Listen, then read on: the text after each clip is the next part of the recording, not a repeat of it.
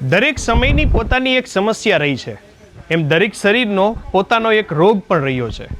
આ રોગનું નિદાન જો આપણા આયુર્વેદિક ઉપચાર પ્રમાણે કરવામાં આવે, વેદો અને શાસ્ત્રોક્ત પદ્ધતિ મુજબ કરવામાં આવે તો એ રોગ, એ બીમારી, એનું નિદાન શક્ય પણ છે. આરબી ન્યૂઝની અંદર આપ સૌ લોકોનું હાર્દિક સ્વાગત છે ને હું છું તમારી સાથે રવિ બરાસરા. અત્યારે હાલ આપણે નાના ભેલા ગામે અહીંયા હોવા પાછળનું કારણ છે કે અહીંયા એક વિશેષ શિબિરનું આયોજન છે. શિબિર જે જગ્યા પર છે, આ જગ્યા ઘણા વર્ષો ત્યાં કંઈક અલગ હેતુ અને કંઈક અલગ રીતે ડેવલપ કરવામાં આવી રહી છે, જે કદાચ આપણા સામાન્ય જીવનથી થોડીક પરે છે. તો એ વિશે વધુ વાતચીત કરવા માટે અત્યારે હાલ આપણી સાથે ભાઈ જોડાયા છે. સૌથી પહેલા સ્વાગત છે તમારું નામ કહેજો. સોમનાથભાઈ દેત્રોજા. સોમનાથભાઈ, આ જગ્યા છે એ એક્ઝેક્ટ કયા લોકેશન ઉપર આવેલી છે અને આનું નામ શું છે? પીપળિયા 4 રસ્તાથી ચાચાવદડા, ત્યાંથી તરકરી અને નાના ભેલા વચ્ચે છે. આ જંગલની અંદર મંગલ બનાવ્યું છે. આજુબાજુ ક્યાંય પણ તમને ઝાડ નહીં જોવા મળે. હા, અહીંયા જે સંભાળે છે એને આપણે ધન્યવાદ દેવા પડે. બરાબર. એને એક જ હતી મગજની અંદર કે અહીંયા માણસ સાજો થઈને જાવ જો વગર દવાઈએ. મેન અહીંયા કયા કયા રોગોના નિદાન માટે લોકો આવતા હોય છે અને ક્યાં ક્યાંથી આવતા હોય? શરૂઆતમાં તો કોઈ જાહેરાત થઈ નહોતી એટલે નજીકના આવતા હતા. અત્યારે તો બહારથી પણ માણસો આવે છે. કેન્સર જેવો અસાધ્ય રોગ મટી જાય છે, પછીથી તો કોઈ અસાધ્ય રોગ નથી ને. ના, બરાબર. ડોક્ટરે ના પાડી દીધી હતી કે આ છોકરી 2 થી 3 મહિનાનું આયુષ્ય છે. ઓકે, બરાબર. એ છોકરી અત્યારે એકદમ 0 લેવલ થઈ ગઈ છે. બરાબર. એ છોકરીને તમને બતાવું. સંગીતા, હું વાવથરાજની છું. બરાબર. આમ એક્ઝેક્ટ શું તમને તકલીફ હતી, શું હતું? ઓવરી કેન્સર હતું. ઓકે. બંને ઓવરીમાં કેન્સર હતું.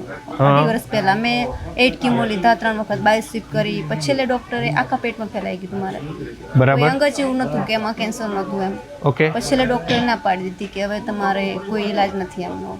3.5 મહિના, એક દિવસ નિર્જલા, એક દિવસ રસ ઉપર, ફ્રૂટ ઉપર. અત્યારે 1 વર્ષ ઉપર થઈ ગયું છે મારે. મેં અનાજ નથી ખાધું, રાંધેલું નથી ખાધું. એમ? હા. અને અત્યારે હું કમ્પ્લીટ, મારા રિપોર્ટ નોર્મલ આવી ગયા. રેડી કહેવાય. શું તમને શું તકલીફ હતી? મને પ્રોસ્ટેટની તકલીફ હતી. બરાબર. એટલે ઓપરેશન કરાવ્યું. ઓપરેશન કરાવ્યું એટલે સફળ થઈ ગયું. પછી કે કેન્સરનો ડાઘ છે.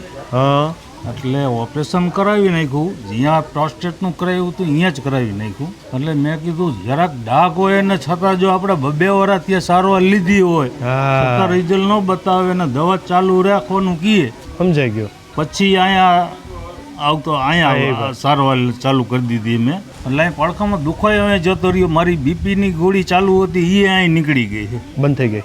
હા, બંધ થઈ ગઈ. લીધી જ નથી અહીંયા આવ્યા પછી. મને છે કિડની ઉપર અસર થઈ ગઈ હતી, લીવરમાં તકલીફ થઈ ગઈ હતી અને ફેફસા ડેમેજ હતા. એટલે પછી હું અહીંયા કણે 6 મહિના રહી. અહીંયા 11મા મહિનામાં અહીંયા દાખલ થઈ ગઈ હતી. બરાબર. અને મને પછી એના રિપોર્ટ સારા આવી ગયા એટલે હું ઘરે ગઈ. અને એમાં કેન્સર આવ્યું હતું, પણ કેન્સરની તો મને ખબર જ નહોતી. ગણેશભાઈને ને જાગુબેનને એ લોકોને ખબર હતી, પણ મને વાત જ નથી કહી રિપોર્ટમાં. અને એ તો સાવ નીલ આવી ગયું. અહીંયા અત્યારે જે શિબિર ચાલુ છે ને, ડૉક્ટર રેવન સાહેબ જુનાગઢના, અહીંયા શિબિર લેવા તે જ આવે છે. માણસને કઈ રીતે આખો દિવસની દિનચર્યા હોવી જોઈએ.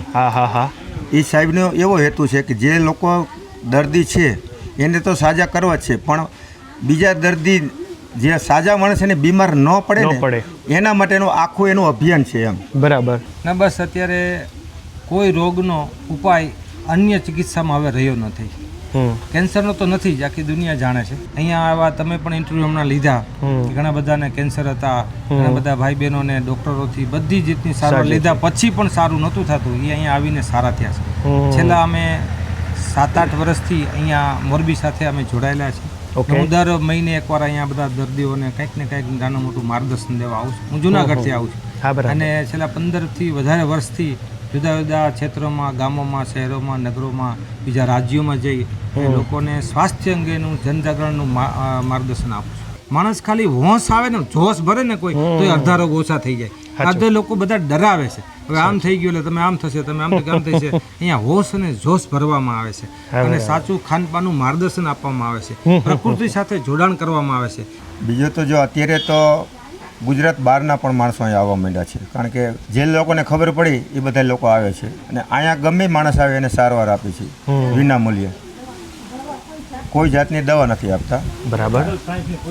કોઈ પણ દવા નહીં, આયુર્વેદિક પણ દવા નહીં અને એલોપેથિક પણ દવા નહીં. ખાલી આ સાહેબના માર્ગદર્શન નીચે આખો દિવસનું કઈ રીતે ખોરાક લેવો એના ઉપરથી જ દર્દીને બધાને સાજા કરી છે. અને એના આધાર ઉપર જ બધું આ રોગોના નિદાન જડમૂળથી અત્યારે હાલ અહીંયા શ્રી સનાતન સાધના કેન્દ્રની અંદર થઈ રહ્યા છે. થેન્ક યુ સો મચ અમારી સાથે જોડાવા માટે. તમે લોકો તમારા Facebook page, YouTube channel, Instagram ઉપર, અને હું હતો તમારી સાથે રવિ બરાસરા.